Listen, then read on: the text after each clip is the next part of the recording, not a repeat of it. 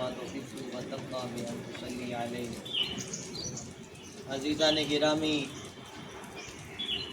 کل ہم لوگوں نے نور محمدی صلی اللہ علیہ وسلم کی برکات کے تعلق سے سیدنا عبد المطلب رضی اللہ تعالی عنہ کی تعظیم و تکریم کا قصہ سنا، اور نور محمدی کی برکات بے شمار ظاہر ہوئی۔ اب یہی سیدنا عبد المطلب رضی اللہ تعالیٰ عنہ ہمارے آقا علیہ الصلوۃ والسلام کے دادا،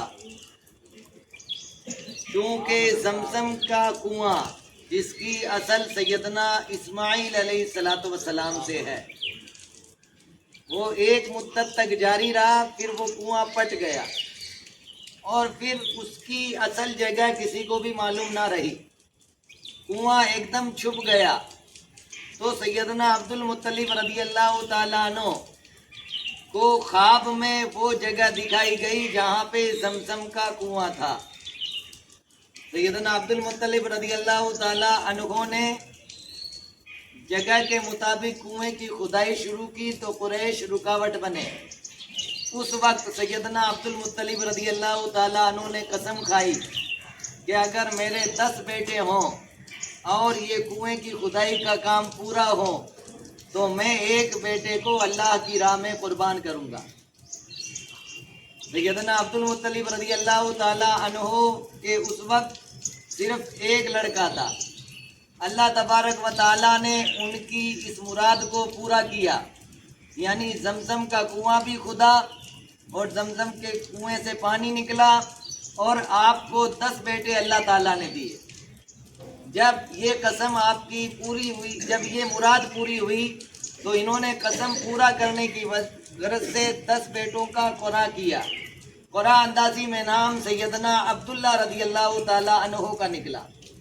اور سیدنا عبداللہ رضی اللہ تعالیٰ عنہ کون ہے؟ ہمارے آقا علیہ الصلوۃ والسلام کے والد ماجد۔ کون ہے ہمارے آقا علیہ الصلوۃ والسلام کے والد ماجد کا نام کیا ہے؟ حضرت عبداللہ۔ کیا نام ہے؟ اور والدہ کا نام حضرت آمنہ، دادا کا نام حضرت عبد المطلب۔ یہ اور آپ کا خاندان قریش، خاندان اور پیغمبروں میں سیدنا ابراہیم علیہ الصلوۃ والسلام کے کون سے لڑکے کی اولاد ہیں؟ سیدنا اسماعیل علیہ الصلوۃ والسلام۔ اور کون کون پیغمبر سے نور منتقل ہوا؟ سیدنا آدم علیہ السلام، نوح علیہ السلام، ادریس علیہ السلام، ابراہیم علیہ السلام، اسماعیل علیہ السلام۔ تو جب حضرت عبداللہ کا نام نکلا اس وقت نور محمدی پیشانی عبداللہ میں جگمگا رہا تھا، اور اس کی برکات یہ ظاہر ہوئی کہ قریش رکاوٹ بنے عبداللہ کے ذبح کروانے۔ عبداللہ کو قربان کرنے میں قریش نے رکاوٹ ڈالی کہ یہ بچہ اتنا حسین و جمیل ہے، اس کے چہرے سے نور نکلتا ہے، اس لیے ہم اس کو قربان کرنے نہیں دیں گے۔ یہاں تک کہ بھائی بھی رکاوٹ بنے۔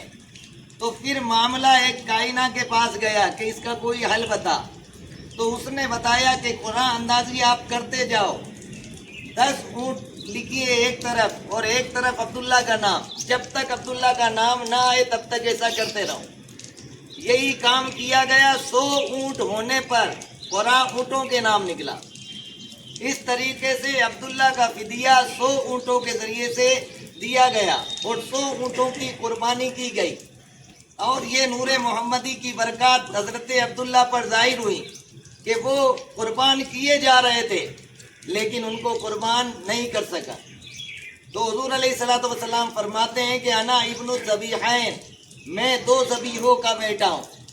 پہلے ذبیحہ سیدنا اسماعیل علیہ الصلوۃ والسلام ہے، تو دوسرے ذبیحہ سے مراد آپ کے والد ماجد حضرت عبداللہ رضی اللہ تعالی عنہ ہیں۔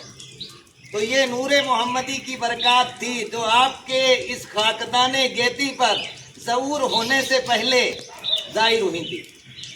اور سیدنا عبداللہ رضی اللہ تعالیٰ عنہ جو آپ کے والد ماجد تھے، ان سے یہ نور منتقل ہو کر آپ کی والدہ ماجدہ شکم میں یہ نور جلوہ پذیر ہوا۔ سیدہ آمنہ سلام اللہ علیہا کہ شکم مبارک میں جب یہ نور آیا تو اس سال قریش کے لیے مسرت و شادمانی کا سال ثابت ہوا. قحط سالی دور ہو گئی، ویرانے آباد ہو گئے، اور قریش نے اس سال کا نام سنۃ الفتح والفرح والابتہاج رکھا، یعنی خوشی اور مسرت کا سال.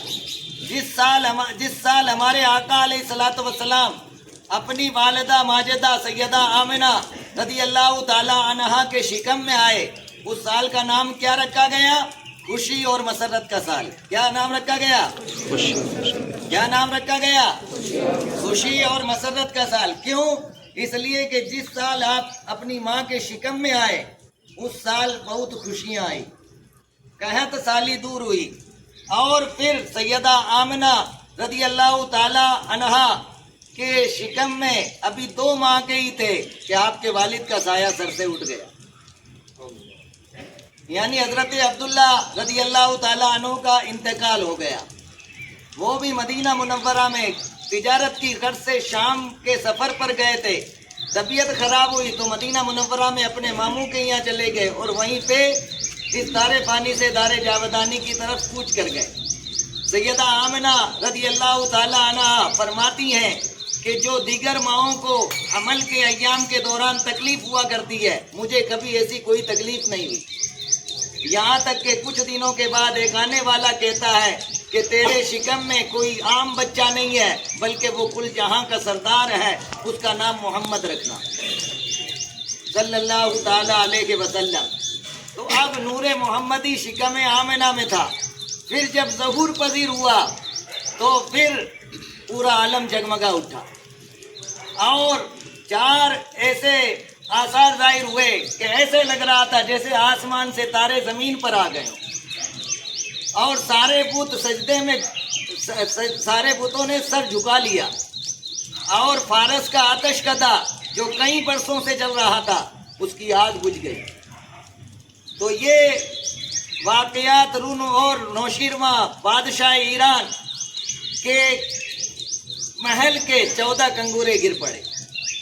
تو یہ آثار ظاہر ہوئے، تارے زمین پر آ گئے، یعنی تاروں کا زمین پر آنے سے مراد یہ ہے کہ آپ کے آنے سے اب عالم پورا جگمگائے گا، اور سارے بت جھک گئے. اس کا معنی یہ ہے کہ اب بت پرستی ختم ہوگی. آتش پرستوں کی آگ بجھ گئی کہ اب آتش پرستوں کی کچھ چلنے والی نہیں ہے، خدا وحدہ لا شریک کا شاہکار آ چکا ہے.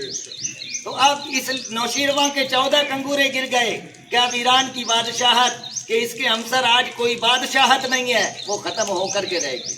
یہ حضور علیہ الصلوۃ والسلام کے نور کی برکات تھی. آگے جب یہ حضور علیہ الصلوۃ والسلام جس سال اصحاب فیل کا قصہ ہوا، اسی سال 12 ربیع الاول شریف کو دوشنبہ کے دن صبح صادق کے وقت اس کاکدان گیتی پر ظہور پذیر ہوئی. حضور علیہ الصلوۃ والسلام کی ولادت کب ہوئی؟ کتنی تاریخ کو؟ کتنی تاریخ کو؟ وقت صبح صادق، دن دوشنبہ. دن اس کو اچھے سے یاد کرنے کی کوشش کریں. آقا علیہ الصلوۃ والسلام کی ولادت کا دن، وقت اور تاریخ 12 ربیع الاول شریف، 12 ربیع الاول شریف، اور دن دوشنبہ، وقت صبح صادق، صبح صادق. آگے انشاءاللہ مزید کل روشنی ڈالی جائے گی. استغفر اللہ ربی من کل ذنب و اتوب الیہ.